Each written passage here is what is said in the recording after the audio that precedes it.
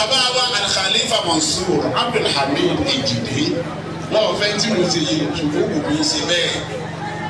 Bẹ́ẹ̀ni kan bá ń kó olóhùn bọ̀rọ̀ pé kì í ṣe rere pé kí ló ṣe ọ̀kan mọ́ tí wọ́n ṣe lò sọ táwọn tó lò ṣe.